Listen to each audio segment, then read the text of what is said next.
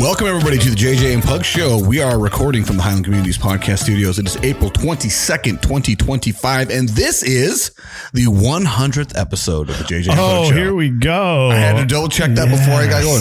100th episode is right now. 100. Can you believe it, man? I even had a guy just text me not too long ago. He said, hey, I just started episode 1. Sounds good. Like last week. Oh, nice. So he's got a long ways to go. You got a long way to go, bro. You're going to take a while to get current. And that's fine. You know what? Go through all of it. Listen to the whole catalog. Send it to everybody you know. Yeah, share it. You know, share it to everybody. Oh, and speaking of which, I'm not sure if you guys will notice, I am wearing a new shirt.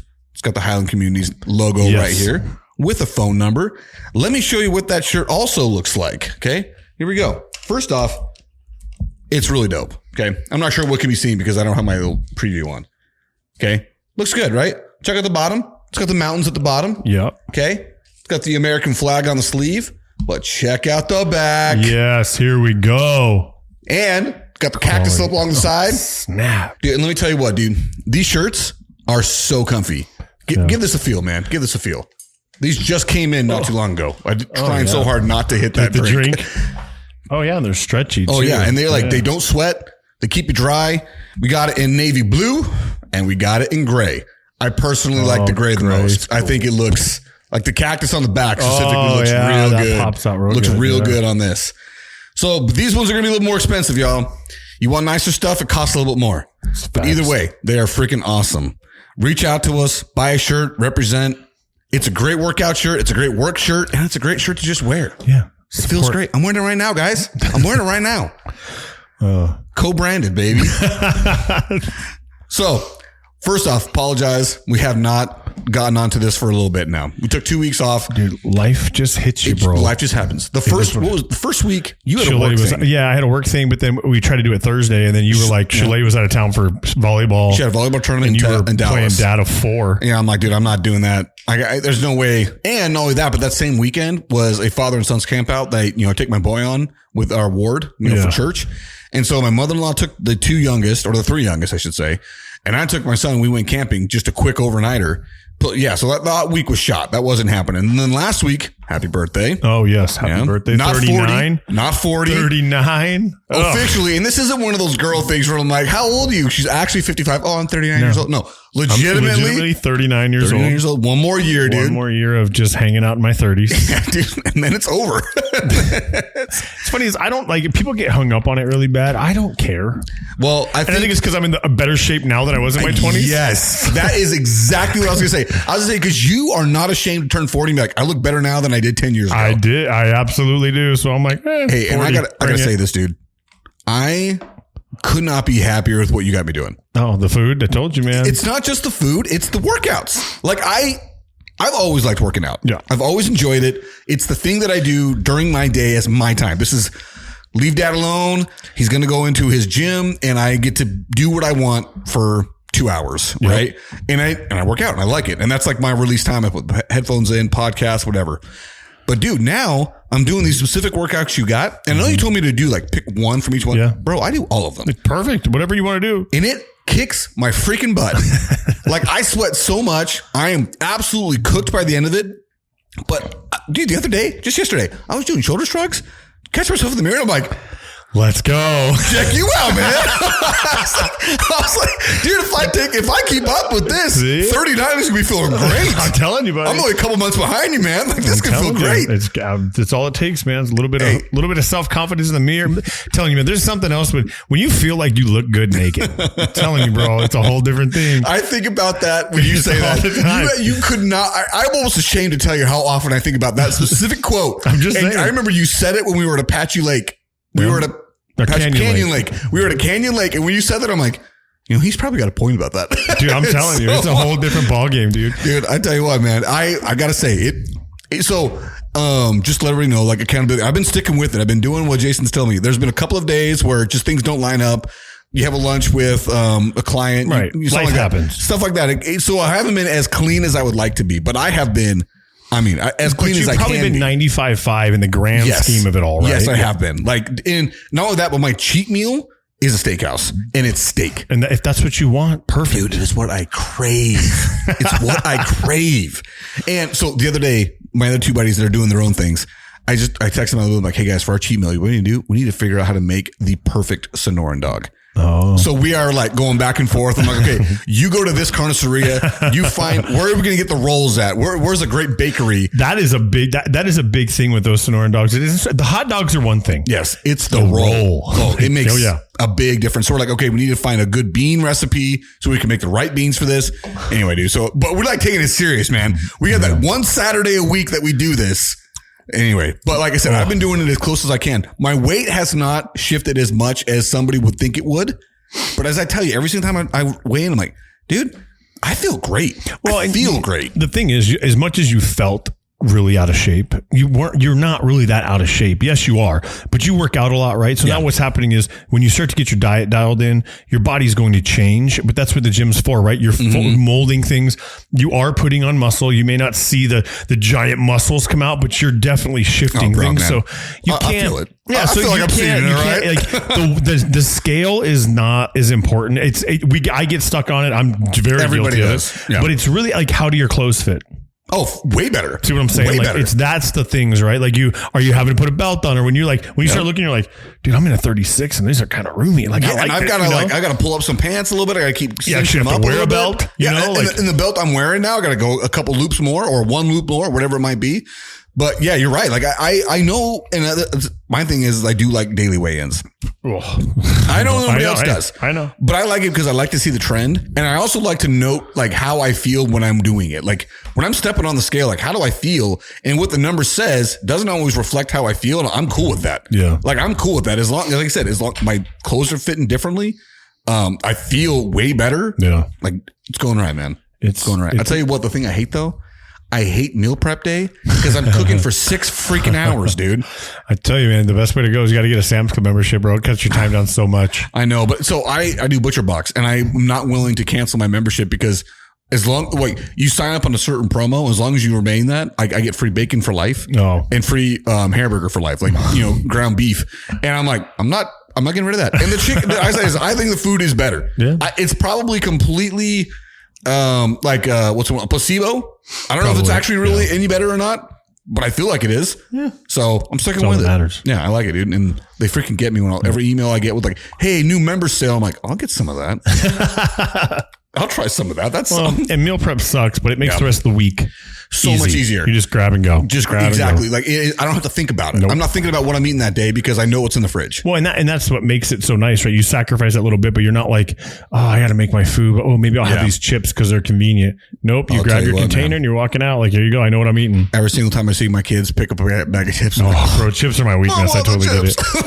Chips are my favorite, dude. Like chips in a sandwich, like a nice sandwich. Oh, dude, every single time I'm slicing up sourdough because my neighbor's still bringing it over. And I'm just like, dude, what's just one piece? Just butter this up and toast it. Just this one. Do it. I don't do it. Meal. Dude, I told Shelly the other day, I'm like, you know what I think I want to do for my cheat meal on Saturday? I think I just want to have this entire roll of sourdough and just fried egg on fried egg on fried egg. Dude, you'd be in heaven, dude. I'd be so happy. But that means I can't have my steak. So I really want that steak. And eventually it's going to be, and the other thing is before we did this, we would do biscuits and gravy at my house after church, probably like once or twice a month.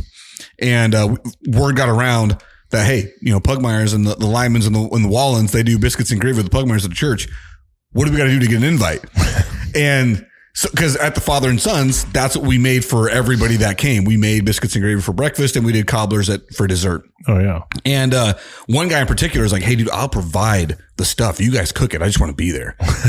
So now I'm like, okay, well, that's going to have to be a cheat meal on Sunday. And I'm trying to figure out, like, put it on my calendar. When am I going to do this? It's becoming like a scheduling item for me, dude. Cheat meal, bro. It does. Oh, man. So you would think that after 2 weeks, we'd have a whole lot to talk about. But honestly, the world is going to hell.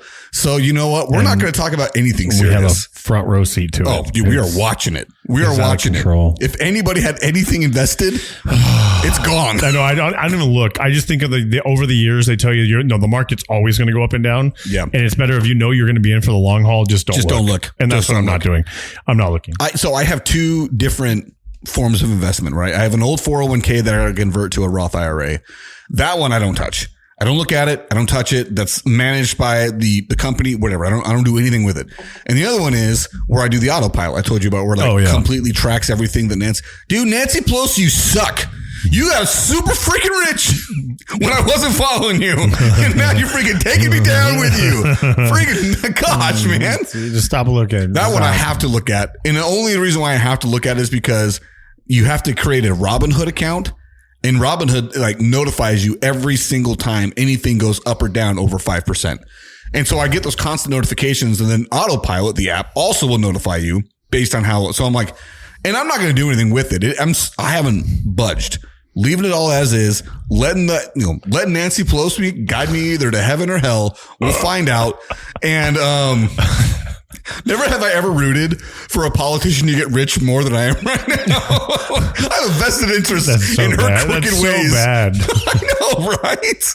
It's terrible. I don't accept that. No, we don't. She's rich enough. She started out like, I think her net worth was like $100,000, and now she's worth like $71 million. I thought it was worth 100. Maybe I don't know what it is. It's an insane number. Yeah, it's an absolutely absurd number. But the thing is she's not even the only one in there. If you go through that app and like pull up the different people on there, it's incredible the amount of money some of these guys. And it's going to be bad now because everybody's doing bad now. I remember at one point Dan Crenshaw, the one guy with no eye, he was beating her. He had a higher return than she I know. did. And then there was like, he caught some crap for it too. Yeah, and he defended himself like to the death. It's like, dude, you can't defend this.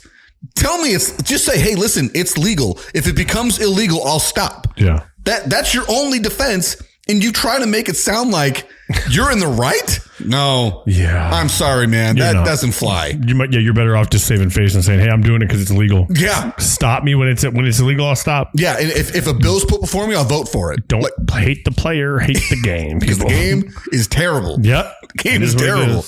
Oh, anyway. Like I said, we weren't going to talk about anything serious, but it is hard not to go down that road. Hey, guess what happens in 2 days? 2 days? What is NFL draft. Oh, round 1. Do you have any idea who you guys are taking? I've seen a million different projections. You know what I actually saw was interesting was there's chatter that the Cowboys are going to trade away Dak Prescott to the Steelers with the 12th round pick for TJ Watt. Oh, that's a terrible trade. I don't know, bro. We picked up that kid. We got that kid, that dude from the Patriots now as a backup quarterback. I can't remember his name. He throws the ball like a mile. Oh, the guy that played one game for the Patriots, who was their 7th round pick. I don't know. Like he throws the ball like he's in the combine stuff. Like he was the guy that was throwing dimes like 80 yards down the field. He went to Tennessee. He played. If we're thinking about the same guy, he wore number 19 for the Patriots, and I can't remember what his name was. He played one game. Looked really good in that one game, but it's like the classic week 18 game that nobody's even trying in, right? And looked good. And I think it was a 7th round pick for the Patriots or something like that. So if they were able to get something for him, good for them. Well, dude. I know that the Cowboys have picked up a quarterback from them, and this kid. But so it was somebody just saying that it's a good. Get rid of Dak. You've got this kid, and then you've got arguably the toughest front 7 in the NFL with Micah Parsons on one side and TJ Watt on the other. And you can put anybody in the middle there, dude. And it's going to be, they're just causing havoc. It doesn't matter. You're right. I wouldn't make that trade. I wouldn't make the trade because you're rocking with he's not a rookie quarterback, but he's basically a rookie quarterback. What are you going to do on offense? Well, you don't have no faith in Dak, so it doesn't really matter at this point. I still think Dak, he's going to get you to the playoffs. Joe Milton. That's what it is. That's it. Yep. Holy crap, dude. They got a 5th and a 7th round draft pick for a guy that they picked in the 6th round last year. Mm-hmm. Way to go, New England. And maybe Joe Milton turns into a guy. Yeah, you never know. I don't care. Other than that, I don't know. We just lost Tyron Smith, retired. So we got a left tackle's out. No. Or a right tackle. Zach Martin. Well, he retired too. There's another. They both did. Oh, I think Tyron Smith would. He was traded, but I think he came back and retired as a Cowboy. Oh, that whole thing. So he retired. Okay. But he's gone. So our line is totally just crap now. So it's we need to. Jerry Jones years ago, he invested in the line and it paid off. It did. It was the best offensive line for years. Yeah, probably that time again because and they do need another receiver. You need somebody that's really dangerous to pick up to give CeeDee Lamb open. So the 2 people that I've seen mocked most commonly to the Cowboys is oh my gosh, I can't believe it. This always sucks when you blank on somebody's name right in the middle of when you're talking about the running back from Boise State. Oh yeah. Ashton Genty. Ashton Genty. And the other one was Teddarella McMillan, the receiver from Arizona, who was unreal for 2 years. I have heard, so I listen to a lot to Todd McShay. He's got a new podcast. I've listened to him a lot. He is not a huge fan of McMillan. He doesn't think that he is going to be the difference maker that a lot of other scouts out there say he is.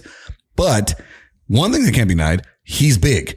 He's like 6'4", 6'5", 220, 215. He's a big guy. He's not slow. He's not a guy running out there like a 4.7. He probably runs more like a 4.5. So he's quick enough for a guy that size. Big dude. He's a big dude. He has really, really, really good skills when the ball is in the air. He's one of those guys that can make acrobatic catches.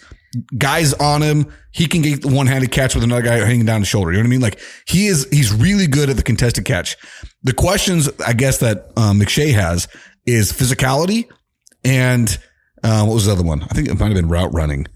But if you got a guy on the edge, I mean, you're not looking for this guy to be, doing precise routes. You're looking for him to beat the guy in front of him type stuff, Oh, yeah. And not only that, but you got CD Lamb underneath running all those routes, taking all the interior coverage, getting the safety coming off of his spot, come down to cover CD Lamb. And if you got McMillan going up the edge. So those are the guys that I've seen most. One, because you have no running backs. And two, you have one receiver. That's who we need to draft when anybody's a running back. And that's why I've seen Genty as the number one guy going to the Cowboys a lot. But he's their first round's number 12. You think Genty's going to fall that far? Yeah, I don't think he's. I mean, you remember? I say Scadaboo. Scadaboo at 12, baby. Dude, I'd be happy for Cam. And I might. No. I might root for the Cowboys if Cam goes to the Cowboys. You would root for Cam. I would root for Cam. You're right. You would buy a Cam jersey, maybe. I would root for Cam to run for 200 yards and the Cowboys get beat by 40. Here's what That's you want. what I would be rooting for. No, you'd want Cam on your fantasy football team to kill it, not the team Dallas Absolutely. to win. 100%. That's exactly the way it would go. Yep. But legitimately, I don't think if Ashton Genty, I saw just today that he might go to the Raiders, and I think the Raiders are at 9, something like that. They're in the just early, like late top 10, something like that. I don't remember. But he's in that range of the 9 to 15 range because, running backs, they don't have that kind of value that they should get because their career lengths are so short. Unless you got a freak like Derrick Henry, who, has been in the league for 8 years, 9 years and still playing at an MVP caliber. Yeah, guy. Still a top tier guy. As far as the Cardinals go, dude, I've seen a million different projections from them. At 16, it's so hard to predict what they're going to get. I've seen McMillan. I've seen Golden, a receiver from Texas that cooked the Sun Devils in that Cotton Bowl or whatever bowl game it was we played. I don't remember if it was a Cotton Bowl. The game in Dallas. Yeah, I think it was the Cotton Bowl. I think it was a Cotton Bowl. ASU played. He's the guy that returned the punt for a touchdown. I mean, he was just unreal. He ran a 4.29 at the 40. Raiders have the 6th pick. 6th pick. Ooh, that'd be really early for Genty, I think. But who's got it at 9? Is that the Saints? Mm-hmm. Saints are at 9. That's so okay. It's Titans, Browns, Giants, Patriots, Jags, Raiders, Jets, Panthers, Saints, Bears, Niners, Cowboys, Dolphins, Colts, Falcons, Cardinals. Yeah. Anyway, dude, what the heck is my camera doing? It is shooting straight up in the air. This is gonna be, disconnected. Oh, boo. So who knows what this thing is going to be? You probably lost me when I was doing the shirts. Maybe. Probably shot straight up into the shirts and I had no idea what's doing. It's on. Oh, well. Let's see here. So my beautiful face will be here, people. You're going to be the one that's, the face of the show for the first while. For the first time. For the first time in forever. No, it's a movie. First time in forever. I love Frozen, dude. I'm not going to lie. I went to that movie a few times with my kids. That's a part of being a dad. Because you have daughters. Yeah, I do. There's nothing you can do. All right, here we go. Come on. You know how many times I've sang that song that they sing with my kids? The one with the guy and girl singing the song where they're yeah. Can I just say something crazy? I love all my life. That whole thing, dude. Me and my wife, Ava and I will sing it all the time together. Me and my wife did a parody of that song at her younger sister's wedding. Oh, really? Yeah. So we reworked the lyrics to be specifically to, Scotland and Spencer when they were getting married. Yeah, dude. It's a good movie. I love Disney. Screw you and your stupid Disneyland costs, but dang, you make some good stuff. Dude, right. I keep seeing it. I don't know if it was true. Speaking of Disney, did they really do a 90s throwback night? And I can't tell if my algorithm is just so into Powerline, the whole Goofy movie thing, because I watch it all the time and they're just playing these jokes on me, or if Disney did a Powerline, they did like a 90s theme night and they had a Powerline concert type thing. I really hope that's true. And I'm like, I would have gone to that. I really hope that's true because I'll send it to you. I saw somebody was doing like this, every once in a while you see like a draft, like top 5, hey, you on Instagram. And it was like a top 5 fake songs that these guys were drafting. Number 1 overall pick was Powerline, Eye to Eye. Greatest, not real, but real song. Real song. Yeah. Like, and the other one was Scotty Doesn't Know. Who's that? You don't remember that song? Scotty Doesn't Know. Oh, hey, you know what I forgot? Hey, this has been a while. These 2 weeks we gave up. I'm sure you don't know this song. I wish I had Scotty Doesn't Know. That would have been perfect. No, it's from Euro Trip. It's a Matt Damon. He shows up for like 5 seconds as a punk rock band. Euro Trip. That's a throwback movie. Never seen the movie, but I have heard Scotty Doesn't Know many times. Now, this song in particular, this is from an album released, I swear, my senior year, I think. From one of those bands that was huge when I was in high school. For me and my friends. The band was called Unwritten Law. This is the intro, which leads you into the real song. But I always thought the intro was like really good lead-in, so I always put them together. It's fantastic. Your face in this I don't know how I feel about this. Here it goes. Right here. This is where it goes. That bass. I want to learn. The bass seems like it'd be easy to play, just like 5 4 string. You ever seen that?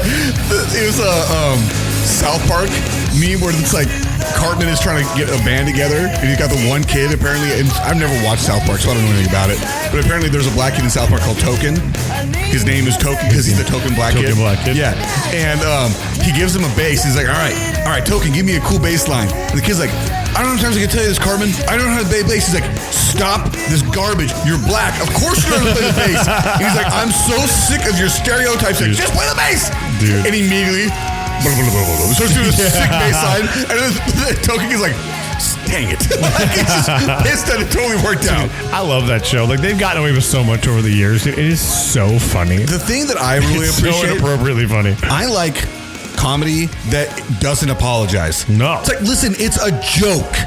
If you can't take a joke for what it is, then stop watching comedy. Yeah.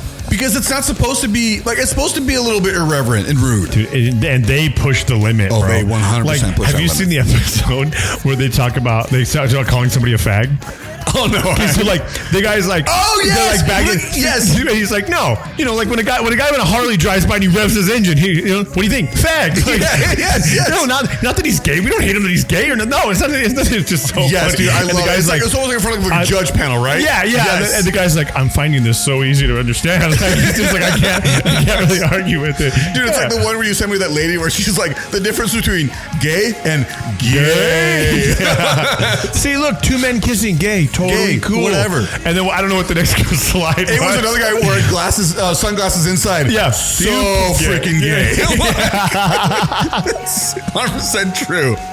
That used to be what everyone used to just be able to say that. It wasn't a big deal. And I think it's kind of coming back. Actually, I worry about the overcorrection, dude. Well, dude, these kids now, like, there are kids. I've heard these kids, and I won't mention them, but they're my daughters.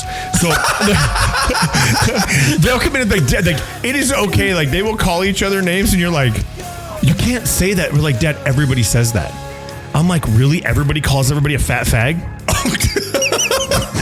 We did. I know we did. I'm like, that really came back, and I'm like, really, you can just, and they're like, Dad, it's not a big deal. And I said, this is the problem with your guys' generation. We, as our generation and all this crap right now, has taken all these insults, all these things, and just overplayed them so much as being bad. Now everybody's like, I'm going to say, like, these kids don't, it doesn't mean anything to them anymore. Like, you're taking all the mystique away, or whatever you want to call it, you're taking it away. 100%. It's kind of like, so me and my brother-in-law were having this discussion specifically, what are you doing?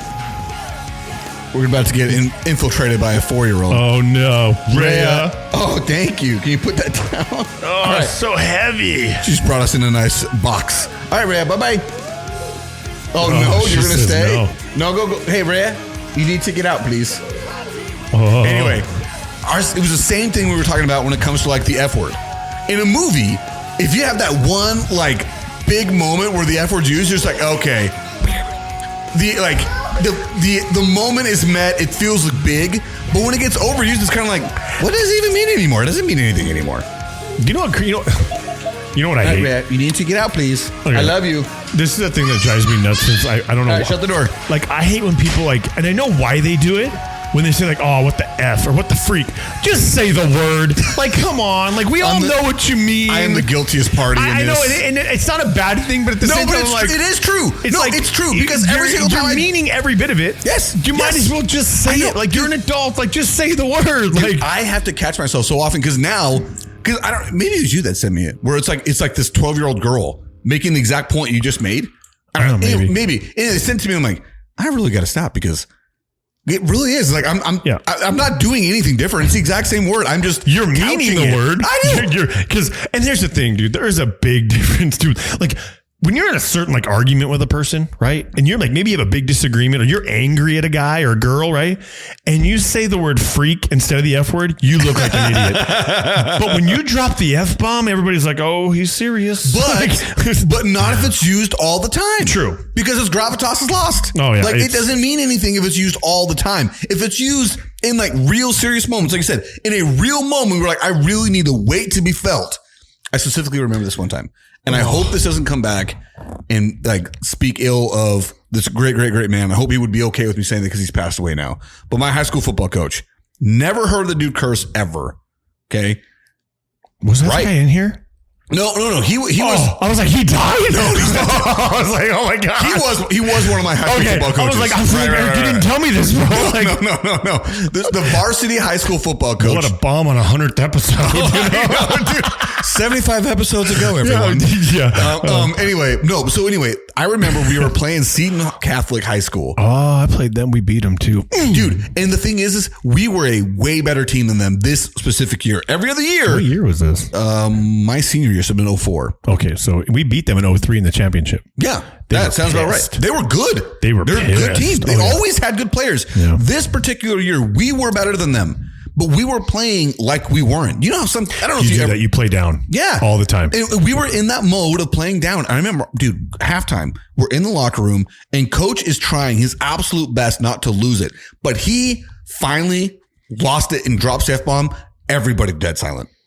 Everybody dead silent. Oh my gosh. Like, cause he's serious. He's serious. He didn't ever say that. Yeah. He was always, I wouldn't say cool and collected, but he never cursed. His big thing was, gosh darn it. Yeah. Gosh darn it. Like, dude, straight Texas guy. Like this guy. But anyway, I will always remember that. And that's like, I feel like that's the way it should be. Sometimes, right? I mean, yes and no, right? I am so bad.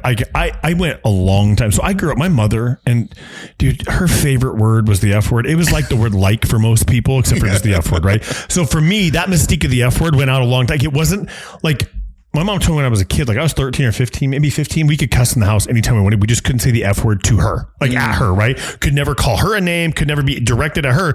But if I was walking through and like, oh, this sucks, she wouldn't care, right? Like didn't care. It was what it is. Yeah. So it was so normal for her.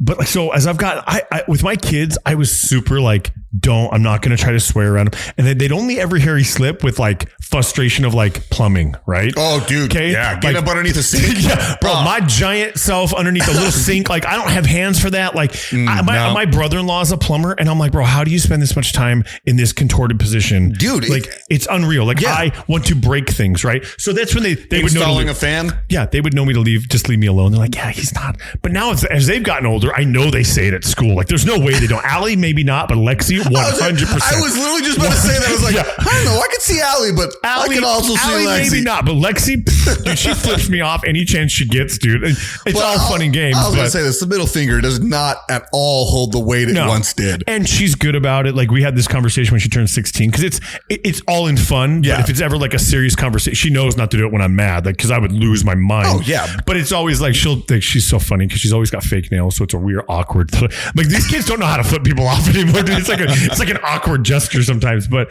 so I've gotten I'm just starting to lose patience with some stuff. As I'm getting older, I just don't care anymore. So it slips a little bit more. And they're always like, you're so mad. I'm like, I'm not even that mad. It's just a word. Like I'm just used. You guys don't hear me say this word because I try really, really hard to not say it at home or I say it. But as I've gotten, I don't know, it's probably the last like 2 or 3 years. I'm like, I don't care anymore. Like if I'm going to, I don't say it at them usually. Yeah. But there's the other thing, dude, is these kids, when you wait till your kids are teenagers, bro, like I'm telling you, like they test you at a young age, like in certain ways. But dude, when they get older, it's like, dude, I get it why people drown their kids. Like it's so crazy. Obviously facetious. Obviously a joke. Did you see? I think I said it to you.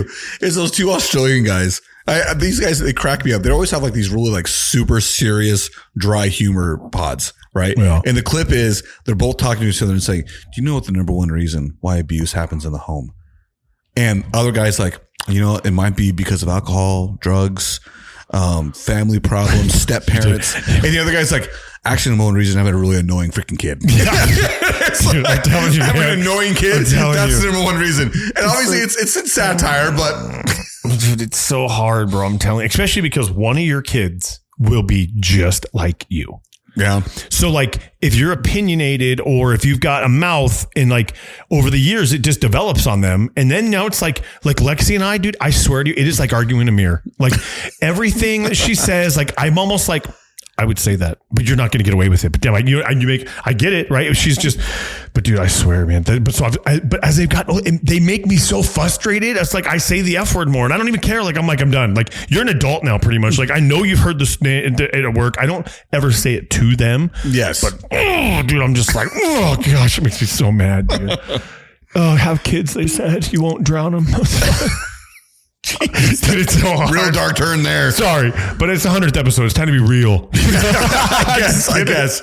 No, I love my kids. And anybody that has teenagers has got to understand what I'm saying. Dude, I know. It's one of those things where since I don't have teenagers, I can only relate to the frustration I ever feel from 8-year-olds. Yeah. And 4-year-olds, specifically the 4-year-old. Magnified time. Yeah. Oh, dude, I'm telling you right now. I've told you this before.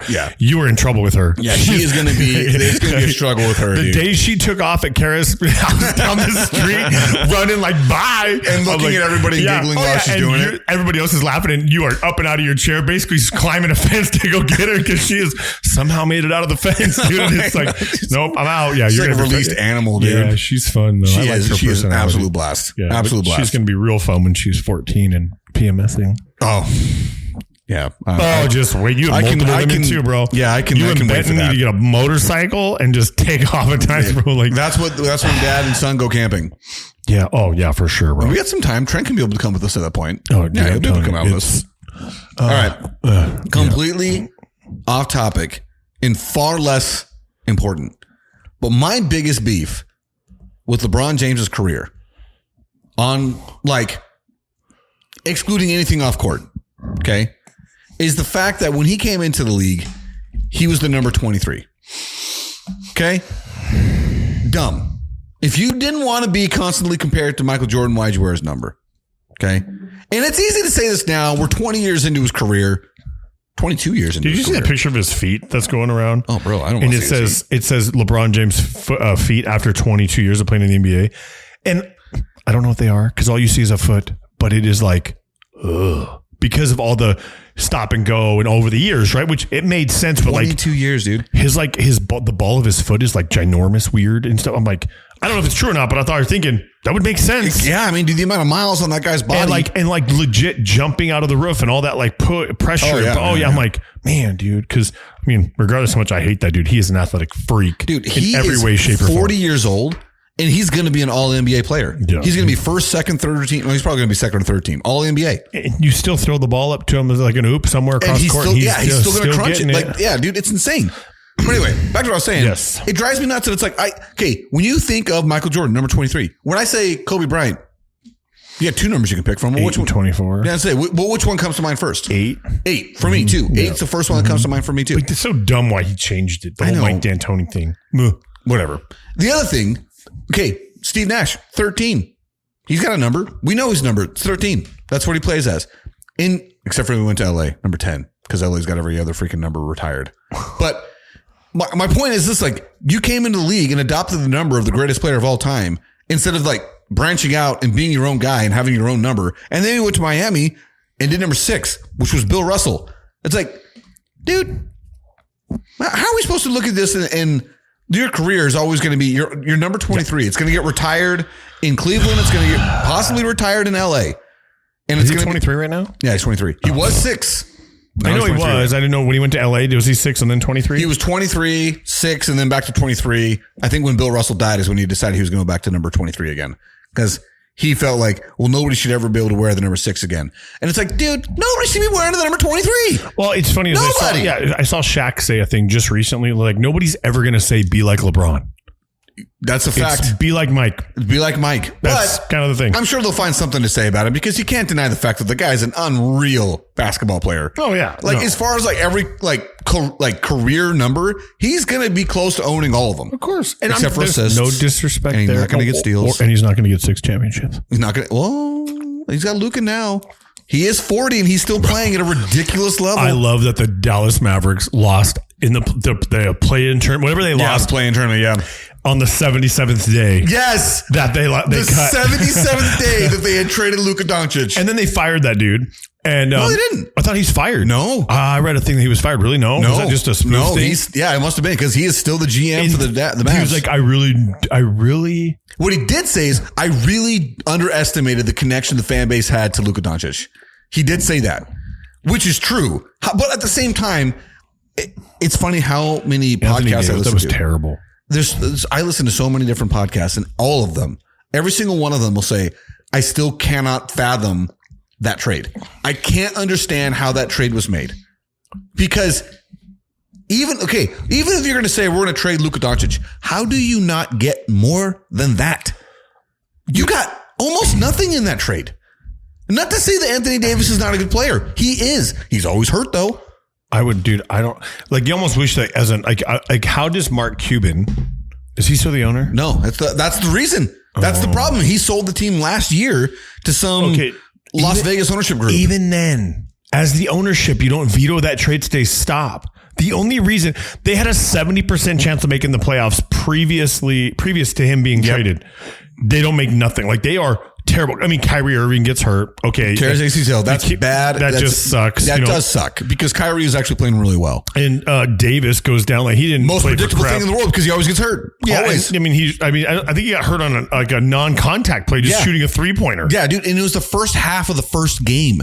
Yeah, he's a joke. So this is the story that I've heard reported is that the new owner goes to Luka's agent and says, hey, we want to negotiate a less than maximum extension because Luka's eligible for the supermax extension this summer, which would be well over $300 million. Just an insane number, right? And his agent says there's no way we're doing that. Owner then goes to Luka himself. By the way, this is the story reported by Dan Bickley of Arizona Sports. Goes to Luka himself and says, hey, we want to do an extension, but we don't want to do the supermax. And Luka's response was, aren't you a billionaire? Which is true. Bro, you're billions worth money. Like you have billions of dollars and you're going to squabble over my extension. Which if you think about the max versus supermax, I'm sure that's minimal money. It's millions of dollars, but it's probably maybe 20 to 40 million of the whole thing. Maybe. I don't know. I'm just guessing. It's a little bit more than that. It's probably closer to $100 million over the course of 6 years. But the point remains like you're going to squabble over me when you have more money than most anybody in this world could dream of having. Yeah. Like I earned this. I literally been the best player in basketball. Like that, the way that the CBA is set up, I can't make more than this X number. But if I'm on the open market, I'm worth way more than that. Yeah. Like that's my beef with like the whole CBA is like with LeBron James. If they didn't have a number tied up and to say you can only pay X amount % of the maximum salary cap percentage to a player, LeBron James would have been making $100 million a year forever. Yeah. Like the best players would get actual true market value, but that's not the way the NBA is. You only can have a percentage of the salary cap and a maximum of that. And it's dependent on how many accolades you make. You have to make All-NBA teams to be able to get that percentage higher and higher, blah, blah, blah. It's convoluted. It's whatever. The point is that made the owner so mad. He went to the GM and said, trade him. I want him gone. That was it. And because of that, the GM goes to the coach, Jason Kidd, and says, all right, well, I guess we have to trade him. What do you want? And Jason Kidd can't believe it, but he says, hey, you know what?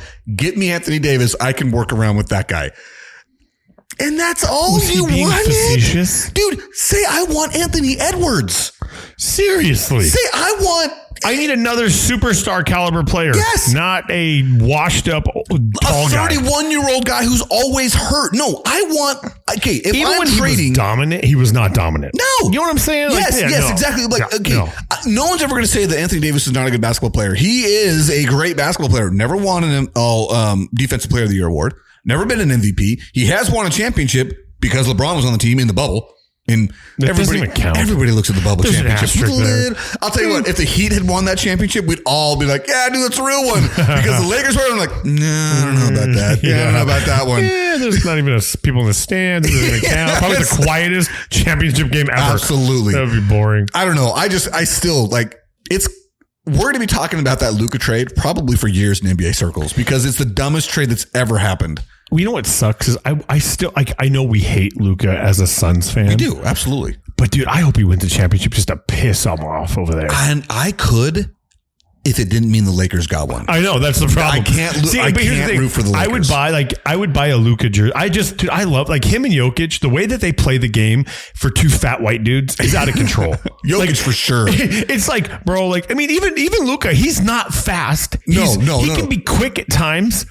But even that's questionable. Yes. No, what he is deliberate. That's what he is. He is deliberate. He knows exactly how he's going to do it and what he's going to do, and you can't stop him from doing it. He's big enough to make it happen. He's insane. Not fast, though. No. My problem with watching Luka play is he dribbles the air out of the basketball, and I just can't stand. And the way he whines to refs, it is beyond the worst. Yeah, but that's the same. We've talked about this. Nobody whines like him. But it's because you play the game. It's the game that they've created, right? It's the LeBron game. If you watched like 20 full Luka Doncic games, because if you did, I'm telling you right now, you would be like, this guy's worse than anybody that's ever existed. In fact, last year during the finals, Brian Windhorst went on a rant about it. And it was one of those things where like, okay, this rant is coming from inside information. And now that he's been traded, all the stuff that Brian Windhorst said during the finals is what the Mavericks have been saying about Luka after. Like he's a petulant child. He doesn't take care of himself. All he does is whine about refs, blah, blah, blah. It's like everybody does it. But when somebody does it to a level like that is when you know you've probably crossed a line and you need to rein it in. I mean, but you could say the same about LeBron getting hurt or hitting head when he's always faking the injuries of his head. It's like, dude, you didn't even get touched, bro. This replay, you idiot. I know. We're going to see this. Like, we're going to see that you didn't get hit, bro. Like, just stop. Oh, dude, let me or tell at least when you get the foul call, then stop and act like it's normal, walk away. Not continue to rub your head like you got hit and you're like, dude, and lay on the ground. Touched. Lay on the ground with your hands over your head and your eyes all squinting like you just got mauled. You know where this all started? And I've told you this. Freaking Ginobili, bro. The flop game of Ginobili started this trend of just, we talked about this, the foreign players coming in. All the European soccer players. Dude, it's so bad. Including you Argentinian. You're European as far as this argument's concerned. All right. We still hate the Spurs. 20 years later, we still hate the Spurs. And I still hate the Spurs because they went and got Wembanyama and now they're going to be set for life. Yeah, like they're going to be set for the next 20 years. Crazy tall. Oh, dude. And he's good. No. So we've been updating this list as time has gone on, but it's kind of crazy the amount of coach firings that happened in the NBA to playoff teams before the season ended. And then the Suns didn't even fire Budenholzer until when the season was over. And it's like, dude. Did they hire a coach yet? No, not yet. And there's still talk about how they're going to be basically like revamping the entire front office. And I don't know. I was having this discussion this morning with a guy where I'm just like, I don't know that it's right to kick out James Jones because of everybody in the Suns organization, one guy has proven he knows how to build a championship contender, and it's James Jones. He's the one guy that's put a roster together that went to the finals. Everybody else hasn't done it. And then traded it all for freaking Kevin Durant. And I don't think that was James Jones. And my reason for saying that is apparently, again, some reporting out there that trade that they made on the trade deadline day, the day after Matt Ishbia bought the team, had been on the table basically all year. And James Jones was unwilling to make the trade. He had said that you can either have all the draft picks or the players, not both. Like, I'm not giving up everything for Kevin Durant. Like, yeah, he's a great player, but we're not giving up all of what we have. We gave up too much. Matt Ishbia becomes the owner. Next day, all of it's gone. Bro, you think go back a few years now, right? You don't make that trade. Mikal Bridges is still here. Cam Johnson's still here. And somewhere along the way, you picked up a 6'10" guy that's a baller. Yeah. Your whole game, like the whole Suns, you can go to a Suns game and have to actually pay for it instead of paying $60 for. You don't even see the floor level seats booked anymore. See, it's not even just that. It's okay. Yeah, that trade happened, and then they traded DeAndre Ayton the following offseason to get nothing in return. Now we got Grayson Allen, who had one great year, but this year was really hot and cold. And I would say if you went back and revisited that trade, you think that maybe the Bucks wouldn't want to trade Drew Holiday to get an old Damian Lillard who is not the Damian Lillard he once was, and that maybe the Bucks wouldn't want to give up Damian Lillard because what they got back. Actually, you know what? The Bucks are probably the Trailblazers are the only team that's happy about that because they got Tumani Kamara, who's a great player, who then they spun all their assets off and ended up with Denny Avdia. I don't know how to say his last name. These guys from Israel. I don't know. Anyway, all I'm saying is the only team that's happy about that is a team that traded Damian Lillard. Every other team's looking at it and saying, dude, crap. This freaking sucks. Like we got screwed. Nurkic isn't even on the team anymore. We had to attach a first round pick to get him off the roster. And it's just, I don't know. The Suns are an absolute mess. And it is going to be an ugly rebuild. And because I don't care you have to suck up Bradley Beal's paycheck for the next whatever time. He's got next year and a player option for the following year for $110 million total over the 2 years. And he doesn't have to play a freaking He doesn't have to play a minute. He doesn't have to play a minute. And you know what? Until he proves anybody wrong, we are going to continually call that guy a loser. He's a winner in life. Let's get real. Yes, he's a winner in life. But as far as a basketball player goes, absolute loser. Because he has been nothing but an absolute drain on this team. And we're going to have to eat it because we can't have that guy on the roster. And it's going to be an ugly couple years in front of us because I don't know how else you face this with any other reality other than we have nothing. We have no assets. We have no draft picks. Let me say, we technically have draft picks. You don't get rid of Booker. We can't get rid of Booker. He's the only lifeline they have right now in this thing. And he is like, I know that's not the same player, but he is our Kobe. Oh, yeah. And we need to treat him as such. Yeah, I agree. We need to treat him as such as a guy that's like, you stay on the roster. You're our guy. We drafted you. You became a potential Hall of Fame player, and you're going to play your whole time with us. Yeah. And we're just going to have to find a way to be the 6th seed from now on and hopefully catch fire like the year that we went to the finals and everything fell your way. Speaking of which, talking about catching fire, bro. Did you see what the Thunder did to the Grizzlies the other day? It's like Saturday. The Thunder beat the Grizzlies? The Grizzlies beat the Thunder. The Thunder beat the Grizzlies by 51 points in the playoffs. Oh, is it the first round? It was the first round, yeah. So I was watching I didn't see that. I saw the play-in tournament for the Memphis. Dude, I watched John Morant. I watched him put back a ball. The guy's an athletic freak. I was at pizza dinner, bro, for cheat meal, and I'm like, I start screaming at the TV. My kids are like, what are you doing? I'm like, just watch the replay. Well, they're not going to show it. No, they will show that replay. Just watch, dude. Yeah. Because he's not tall. No, he's like 6'2". And he comes flying in, dude, from like the free throw line, and just the ball goes off the back of the rim and is coming back, and he just full extent. I'm like, oh my god, it's incredible, dude. He the athleticism in that guy's incredible. The worst part about him is he's an idiot. Like he is. You remember back in the day when we were in high school, how there was always a news headline about how this player had gotten busted at this club for gun possession. This player Burris. Yes. This guy is a throwback to those 90s in the 2000s players. Guys just don't know how to. Because he's a petulant child who's an idiot. Like it is so not hard to grow up. Especially when you're getting paid millions of dollars. Dude, just don't screw up. You're the only one in the NBA doing this. Everybody else has figured it out.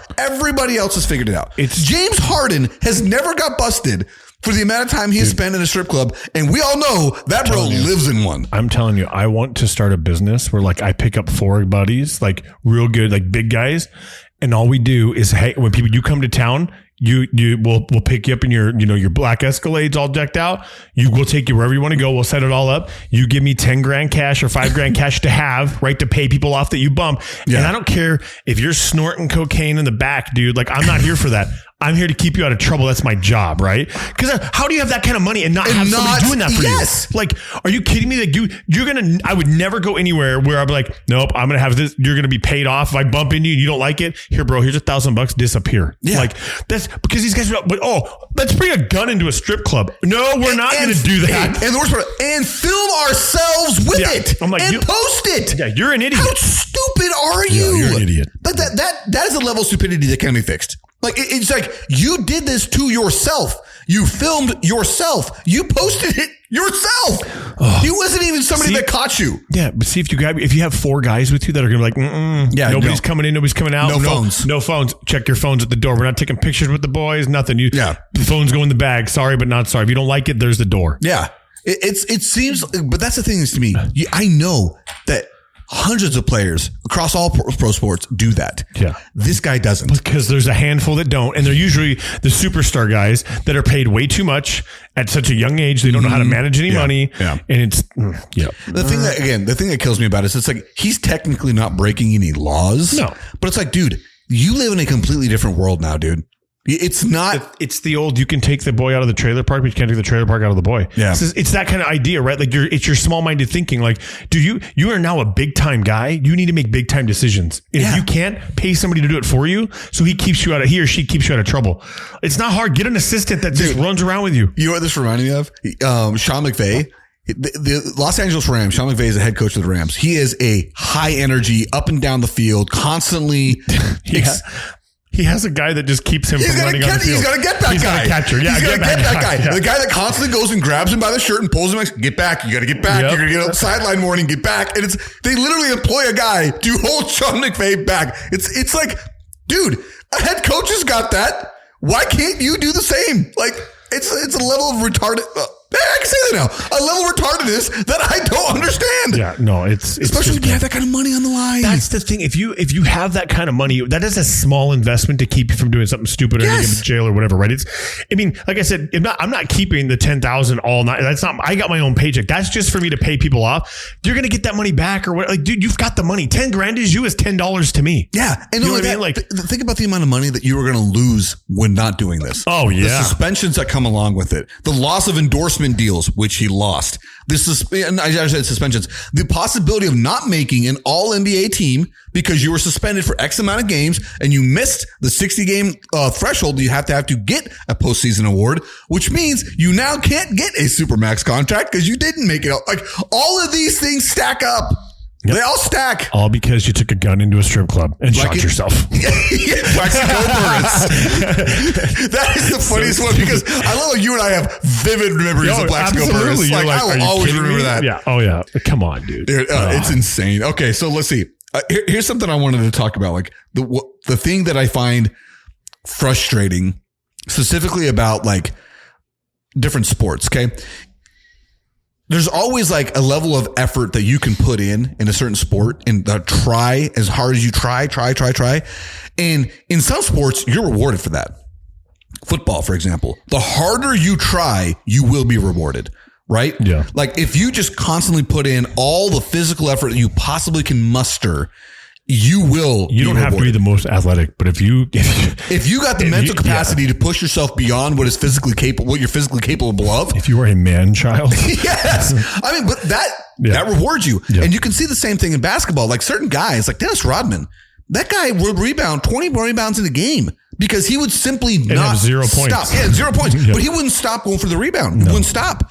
And this guy wasn't 7 feet tall. He was 6'6", 6'7". I was just talking about Charles Barkley with a guy. And I'm like, dude, I was with Carl. Yeah. Like, it's crazy to think Charles Barkley was so dominant and he's 6'4". Yeah. He was listed as 6'4". I think he's obviously shrunk now because he's older, but he was listed as 6'4". That is power forward. He was a power forward dominating in the NBA. Dominating. It's like, it's crazy, but it's because of work ethic, right? Yeah. It's just, I'm going to work. I have to work harder than the guys that are 3 inches, 4 inches taller than me. So I'm going to outwork them. Yeah. And do you remember Kenneth Faried?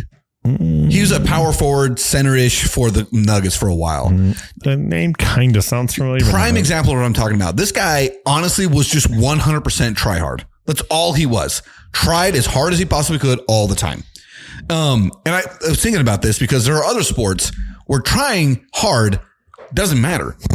The harder you try in golf, it does not matter. Oh, golf is the most humbling sport. Yeah, because you can sit there and try as hard as you possibly can and put in all the effort you've got, and you can still jack that swing up, and the try doesn't matter. And if your wrist, your hands is just a little bit open, the club face is just a smidge open. Yeah. That's what makes golf pros so impressive. No, like, did you watch the Masters? No, I don't. Okay, I don't watch any golf. I watch the final round of the Masters every year, right? It's the last Sunday of the first weekend, usually of April. Yeah. Usually most people miss it because it's conferences are roughly the same time. Yeah. But dude, I miss it because I don't care about golf. But what what he did, there's one particular shot, dude, where he makes a shot basically make a right angle, like around things. You're like, purposeful too. Like it was out of control. And another guy did it a few years back. His name was Bubba Watson. Same kind of thing as a lefty. Makes this ball go over onto the green. You're like, bro, what? How? The spin that they can put on it. And it's insane. Dude, and then all the replays of Tiger Woods right now, how great he was. Like,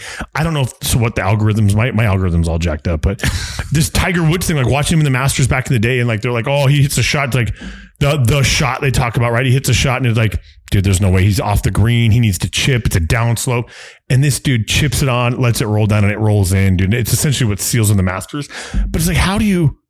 Dude, the level of skill in a golfer is truly unfathomable. And most of them don't. And the crazy thing is, you're not try hard, dude.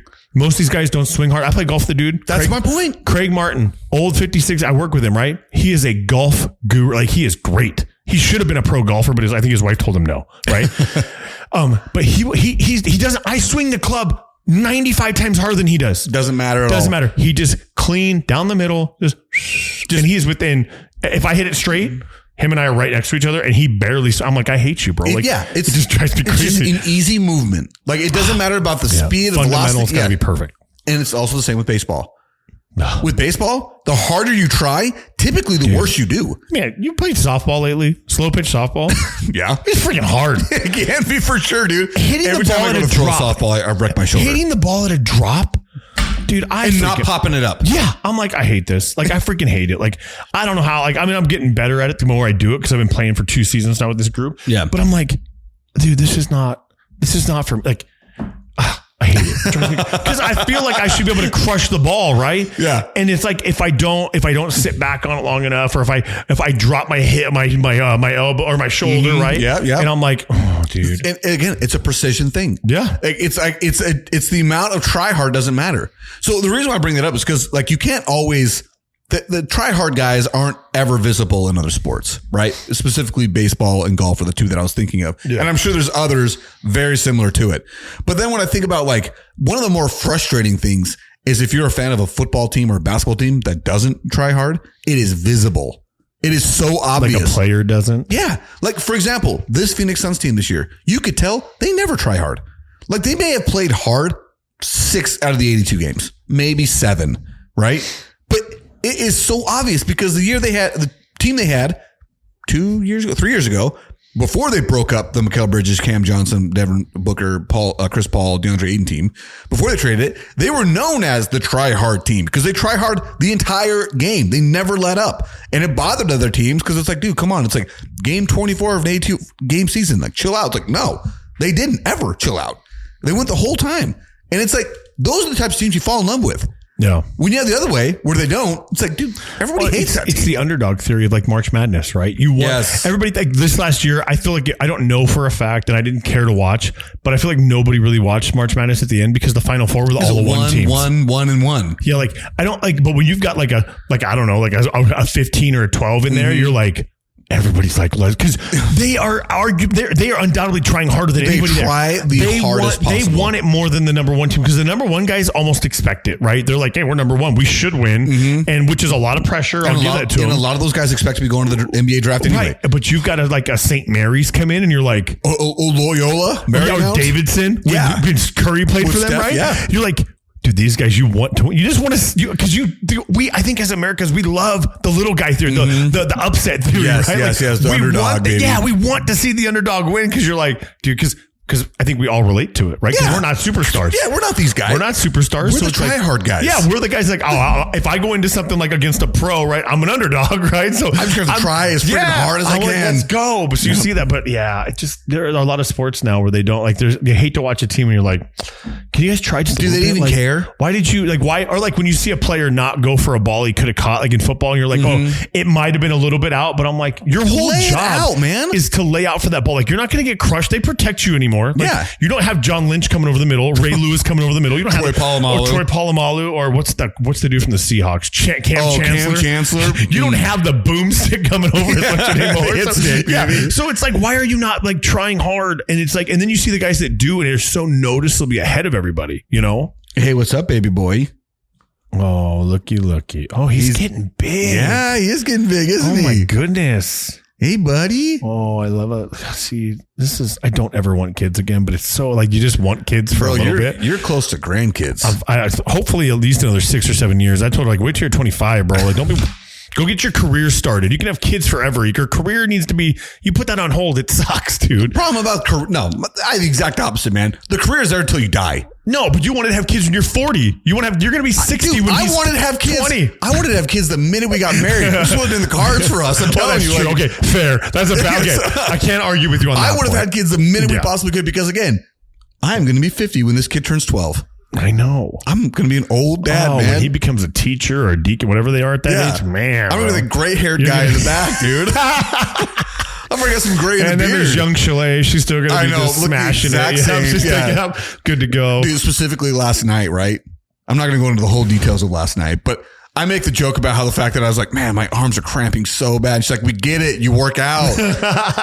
And I'm like, I got to work out because I got to have people stop looking at me and you thinking like, what the crap is she doing? Like, I got to have something to say. Like, settled. He really wants to let himself go. Exactly. I'm like, it's got to be at least like, okay, you know what? I can see it. I guess. At one point he was in shape. Yes. I'm working for that. Like, I've got to have that. Yeah. Not everybody has it just natural, Chalet. Gosh, for real.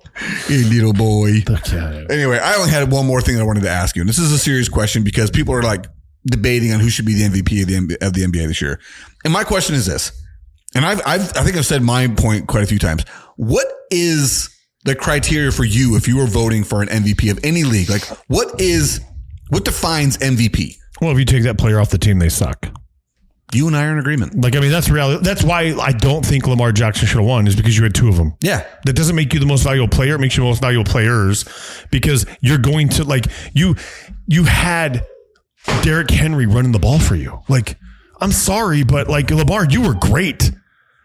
But it made it a little bit easier when they have to worry about the other guy in the backfield. Yeah. Like, they couldn't stack the box, or they couldn't put a QB spy on you. Whatever the schemes were, they couldn't do because you had two of them. Yeah. And Josh Allen, like, he was everything to that team. Like, he was running on 4th and 15 to put his body on line in the end zone just to get a win, right? Like, so for me, it's if you take that guy out, that team is nobody. You could argue Joe Burrow was an MVP. Like, even though they had a losing season. A losing team. He is the most valuable player for them. And I don't like that you have to be a winning team to be considered a most valuable player. I get it to some extent. Yeah. But when you look at like what Joe Burrow did with what he had, I think he had the most passing yards, the most touchdowns, right? Like, he had an unbelievable season. And if his team had won 2 more games, he's the MVP. Right. But because he didn't win, right? And again, not his fault. They have crap for defense. Horrible defense. He really didn't have, he had one or two, Higgins and Jamar Chase, right? That are really good. Who's their running back? I couldn't tell you right now. It used to be Joe Mixon. It's Chase Brown. See, so it used to be Joe Mixon, but it's not him anymore. So nobody knows. So you're going to tell me that, like, anybody that slights the idea of like, oh, Lamar should have got it. I'm like, no, he's won it before and he deserved it. He's won it twice before. Yeah, he's won it twice. But it's like, look, these guys are doing this on their own. Yes. Putting up like Lamar Jackson was 2nd or 3rd to Joe Burrow's numbers. That's the fact with those. Because really, I mean, completion percentage, I guess, matters, right? You gotta be accurate. I get that. Yes. But really, it's touchdowns. Yards and yards, right? Like, and lack of interceptions, right, and not turning the ball over. And Joe Burrow was the top of that. Yes. So it's like, so, and again, you take him off of that team and you put in Carson Palmer, right? Whoever their backup is. I don't know who it is anymore. How dare you disparage the name of Carson Palmer? I know he's a Card. He was a Cardinal. It was part of our best years. I know part of our best years. He man. was. But Kurt Warner was your best years, bro. Our best year. Have you seen that meme that says people think the first girl with something to do with the first their first heartache came from a girl? This is when mine started. It's a picture of Kurt Warner walking off the field after that game. Dude, that stuff, it really hurts, man. It really hurts when you look back. I wasn't even a Cardinal fan when that hurt. That freaking interception will never be. He just got laid out. No. When Harrison all the way runs 99 yards and nobody pushes him out of bounds. Dude, you want to know why? Because that guy on the sideline. Because Andrew Roll was out on the defensive player for the Cardinals should have been, hey, we need to get back guy. Get back Andrew Roll, because Larry was on his way to tackling him. He was going to DK Metcalf him. Yes, and he was totally going to hawk him, dude. Oh, yeah, dude. That's when heartbreak really set in, I think, for Cardinal fans. Yes. Well, honestly, I think that is what made Cardinals fans. Because it was then when you realized, hey, you know what? This team might not suck forever. We might actually have a chance at being a competitive organization. You did that year.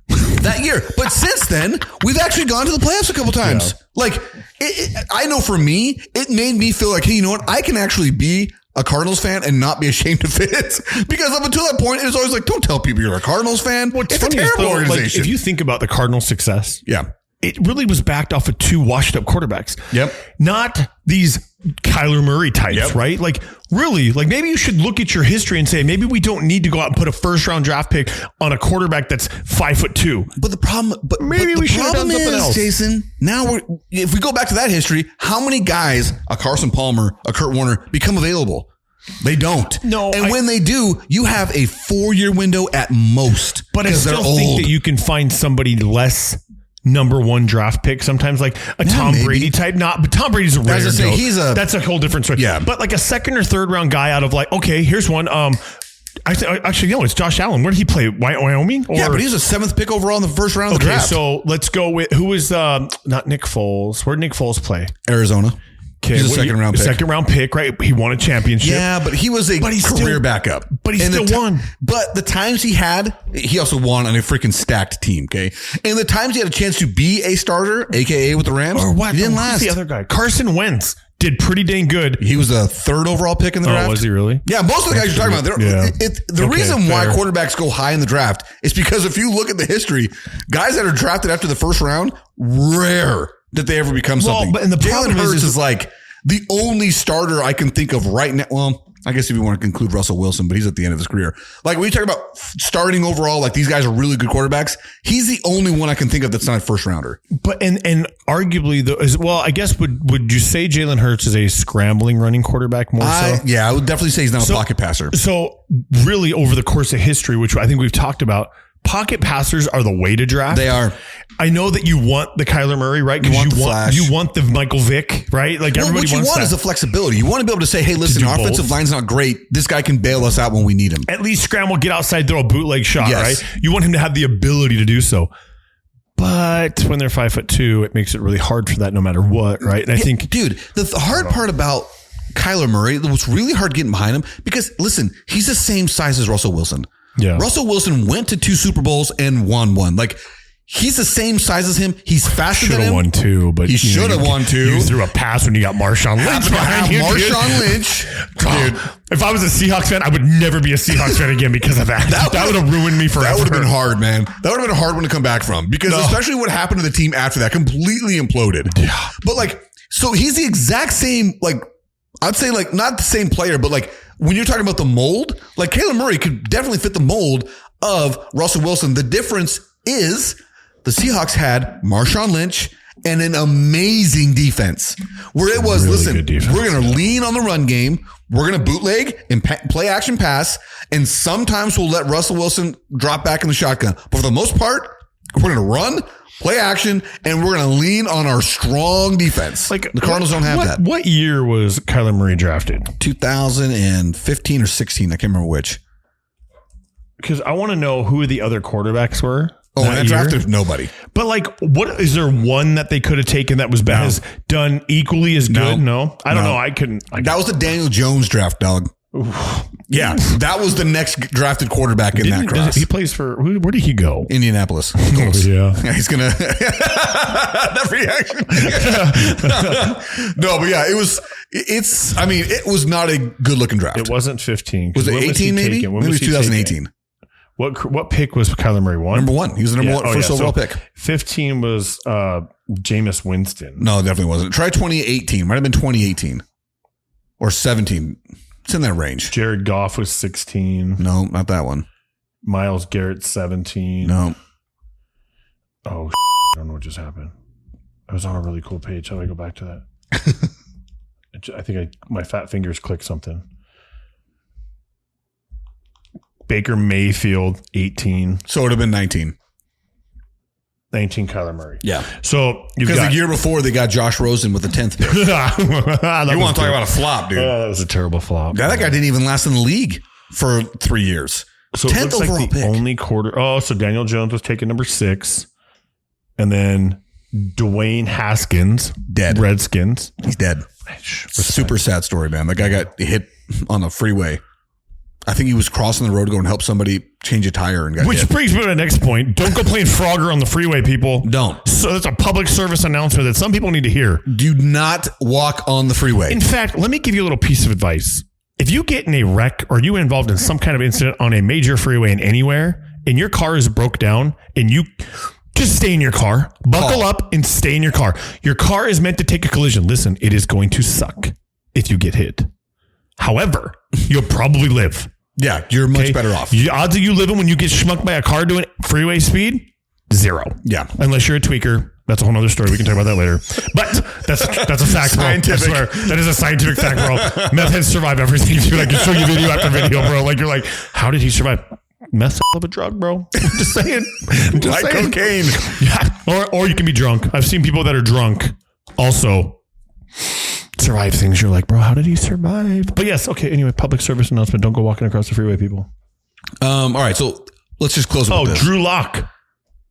Oh, yeah, that guy's great. I mean, he's on his 13, 14. I'm looking for other I'm telling you, that draft, there was nobody. You're right. There was nobody in that draft. No quarterback taken at all in the 3rd round. No, I'm going to tell you, that was not a quarterback draft. The one Ryan Finley, you know him? I do, actually. Cincinnati's backup? Or? The one How guy. do you know him, bro? Like, this is the thing about, it amazes me with you. Like, I mean, I have a lot of useless knowledge. It just comes out of nowhere. But your useless knowledge about sports is out of control. Like, it is so cool. Dude, I really wish that I could monetize it somehow. I really wish it was a way to turn that into some money. Like, I watch sports. Ooh, Jared Stidham, baby. Of course, New England Patriots. Oh my gosh, dude. Went to the Las Vegas Raiders. Do you see what I'm saying here, people? Anybody listening right now that can make this monetary for him needs to have Jeopardy. A sports Jeopardy might be cool dude, for that'd you. be awesome. You know? But what's I going to say?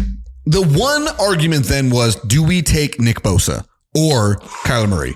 That was the question at that draft. And the answer to me was not Nick Bosa. He's always hurt. How about Nick Easton Stick? Easton Stick for the Chargers. Definitely don't do it. This is out of control that you know this is. Yeah, wait, South Dakota State. One more. Oh my gosh, shut your mouth right now. Clayton Thorson. That one I don't know. I don't Northwestern. know. Yeah, I don't know who that one is. He has 0 stats across the board. Yeah, 0. that one is he must not have made it. No idea who that guy is. He's about as worthless as Kyler Murray. Oh, Gardner Minshew. Everybody knows Gardner Minshew. Did Gardner Minshew go that year? Yeah, he went that year. In fact, I might have taken him over Kyler Murray knowing what I know now. No, you because of the hair. Why not, bro? And the mustache. And the mustache. And the fact that he lives in a van. Yeah, by the river. Trace McSorley. Yeah, Trace McSorley actually played for the Cardinals. I don't know what to talk to you right now. He went from the Ravens to the Cardinals. He was a backup for the Cardinals from Penn State.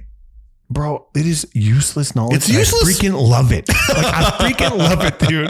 Because I get it all the time. My kids will be like, oh, somebody, right? I'm not as near as good as you are, but you know your players and your teams. Like, oh, yeah, Sean, what's his freaking dude? The guy that got hurt for the Cowboys. Like, Sean Lee, Penn State linebacker. You'll say something like that. Oh, yeah, he played for Penn State. He was great.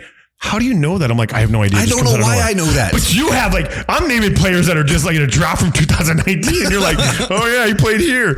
Oh my gosh, dude. I don't know what to say right now. I wish I knew a way to turn that into weird. Oh, dude. Gosh, dude. All right, so to finally finish the one thing I wanted to ask about the MVPs, and then we can clear it up. Sorry, clean it up. Back to the most valuable players. The whole reason why this is an argument and a discussion right now is because Shai Gilgeous-Alexander the point guard, shooting guard, whatever you want to call him for the Thunder, had an unbelievable year this year. I want to say he averaged like 33 points, 6 boards, 6 assists, like one of the truly great seasons ever have by a guard, like right on par with the Michael Jordans and the Kobe Bryants, like a season to behold. Okay. He was up against, again, Nikola Jokic, the guy who's always in the MVP discussion because he's the best player in the NBA. Inconceivably, the best player in the NBA. You would never pick him out of a lineup to be the best player in the NBA. No, what you would pick this guy is he's definitely part of the Russian mob. Yeah. That's what he is. Something. Isn't he Serbian? Yeah, Serbia, yeah. So like this guy's definitely in some like Eastern European gang, but apparently not. This guy just loves horse racing and basketball. And he's really good at basketball. And he is unathletic, but super athletic. But super athletic. What he is, he's not athletic, but he's coordinated. That's what it is. I don't even know if I think it's the other way around. I feel like he's athletic. I feel like he moves around like he's a newborn giraffe, but it works for him. Yeah. You know what I'm saying? The way you just described that is Karl Anthony Towns to me. That guy is just limbs all over the place and just a freaking tornado somehow gets the ball to where it needs to be. Jokic is 6'10". 7 feet. 7 feet, right? In that range. Okay, it's really easy when you're that tall to just lay the basketball in the basket when you get somewhat close. But he's so good at just... Well, not only that, but dude, he shoots over 40% from three. Yeah. He's an elite and his player. Remember when you were a 7-footer and you couldn't shoot threes? Yes. Shaquille O'Neal? We're allowed to. Yeah, you weren't... Or not threes. I'm sorry, free throws. Even free throws, you're like, dude, Hack-a-Shaq was a real thing for a reason. Now these 7-footers are good at it. Yeah, like, don't mess with this. Shoot down at a basketball hoop. Dude, so... Anyway, the whole reason I'm saying is Nikola Jokic ended the season with a triple-double average, over 10 points, over 10 boards, and I want to say like 26 points a game, like something in that ridiculous range. He's the third player ever to accomplish the feat of finishing an entire season averaging a triple-double. Russell Wilson, Oscar Robertson, Nikola Jokic. That's your list, okay? They're saying that it should be Shai Gilgeous-Alexander because Nikola Jokic, he's already won 3 MVPs. This guy shouldn't be the MVP again. His team wasn't the best team. That's a good question to pose, right? To anybody listening and you. Should you be able... when do you draw the line for repeats? Listen. Or is there? Is there not a line? I don't think there is a line. And my reasoning is this. If this is another statistic that really, really, really highlights it for me. If Nikola Jokic was on the court with his teammates and the Denver Nuggets, if he was on the court, his team had the highest offensive rating in the league. If he was sitting on the bench... The Denver Nuggets had the worst offensive rating in the league.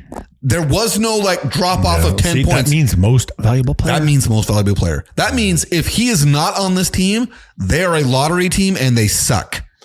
Who's the okay? So well, hold on, real quick. Go ahead, finish that. I'm just trying to think. The other thing I was going to say, and what really highlighted it to me, and I know it's a postseason, so it doesn't really count, but I've said it the whole year. The difference to me with Nikola Jokic and SGA is SGA's team is the deepest, best team in the league. They beat the Grizzlies in a playoff game by 51 points, and SGA had the worst game of the season for himself. And they still won by 51. If Nikola Jokic has an average game, Nuggets lose.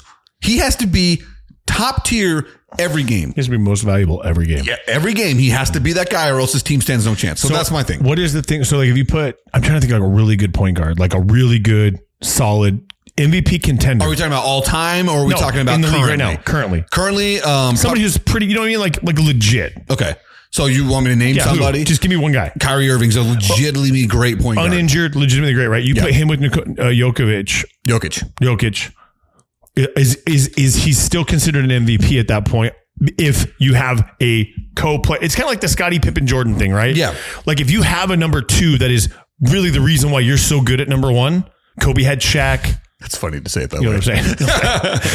No, Kobe had Shaq. I hear you. LeBron had to get 4 other people, but you know what I mean? Like, but that's what I'm like. LeBron, do you make him LeBron and Wade? Right, LeBron and Wade, LeBron and Bosh, Wade and Bosh. Like, yeah, Bosh was like there's always a third wheel guy. Yeah, you're right, and he made that so much. Everywhere LeBron's gone, where he's had success, it's a third wheel guy, like Kevin Love in Cleveland. Yeah. Third wheel guy, but he was good, right? So, okay, so if you put this guy you're just talking to, Kyrie Irving, with Jokic on the same team, do you still have the conversation that he's still an MVP caliber player? I mean, he's going to be in the voting, but I'm saying, let's say that's the case this year. Then I think it would be fine giving the award to SGA, who had a historic season. Right. I should also tell you, Nikola Jokic has never played, he's never had a teammate that's been an all-NBA player. Which is, again, most valuable. It screams most valuable, right? He's won a championship with a roster that's never had an all-NBA player on it that's not his own name.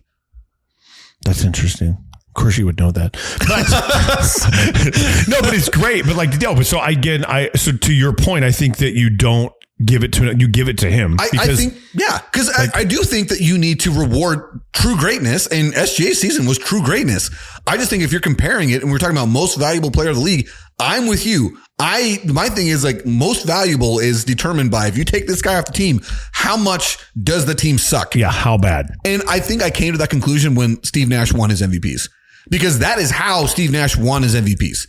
Because if you took him off the Suns were garbage. They were garbage when he was resting. Yes. Yes. Like during the end of the third quarter, going into the fourth, and it was the same time every game. You were like, oh, we just got to get through while Nash is on the bench. Yeah. Right? And when you look at Nash's stats, you're like, okay, 15 points, 11 assists. That's not something that's amazing. But his team was winning 60 plus games and going to the playoffs because he was on the roster. Right. And those 11 assists were so much more because his pass gave the other guy the ball to pass. They were unbelievable. Yeah. He unbelievable. Was a true floor general. And I look at it the same way as Jokic is a better player than Nash. Yeah. I hate to say it. How dare I say that? No one's better than Steve Nash. I'll never say it again, Steve. But the point is like he is at an all-time level that the NBA has never seen a center this good.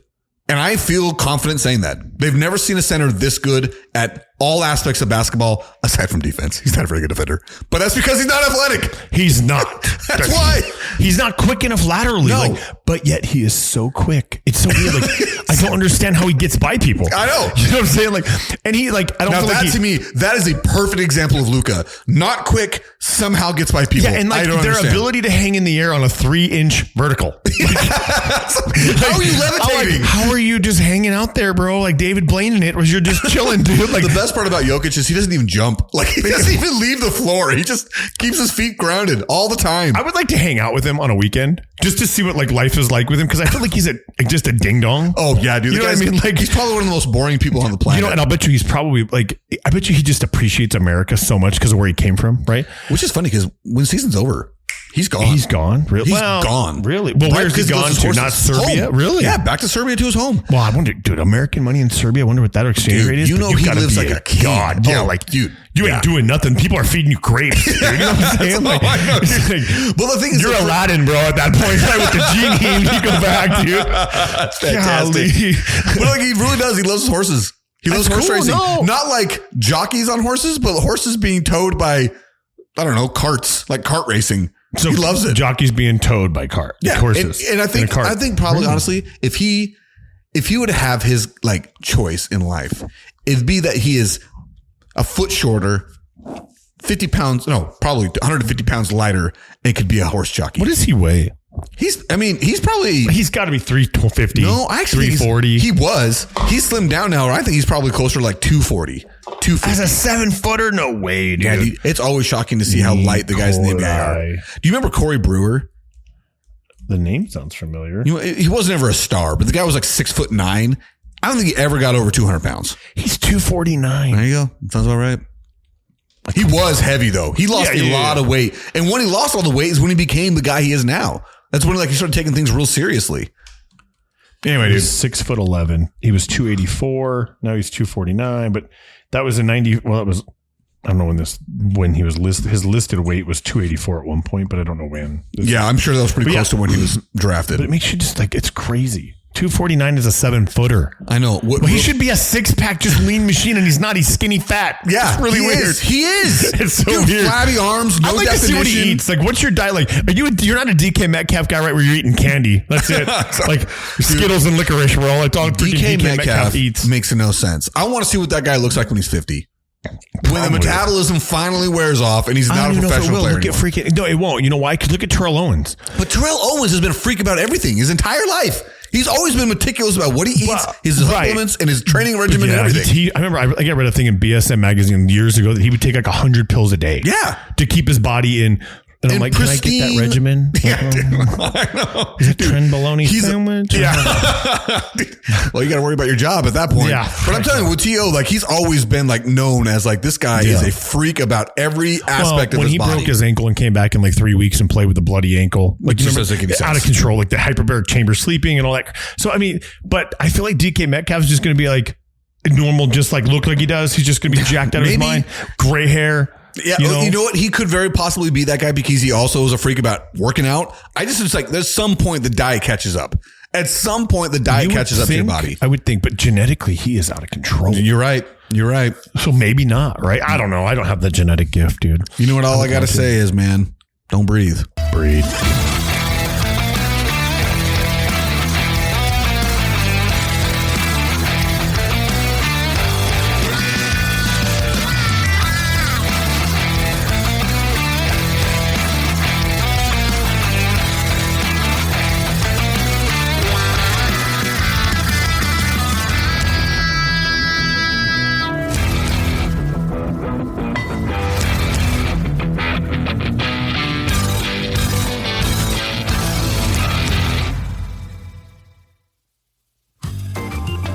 The JJ and Pug Show theme song was written, composed, and performed by Lane Hartman. Special thanks to Highland Communities for all the support given to our show. You can find the JJ and Pug Show podcast wherever you do listen to podcasts. Look us up on Facebook, Instagram, and TikTok. Remember to share the show with your friends and family and subscribe wherever you do listen. If you're able to, please feel free to support us by sending a donation to us by going to ko-fi.com/the JJ and Pug Show. That is ko-fi.com/the JJ and Pug Show. Again, thank you so much, everybody, for all the support, whether that is by simply listening, whether that is sharing it with a friend, or giving us that sweet, sweet cash. We truly appreciate it all. Thank you so much.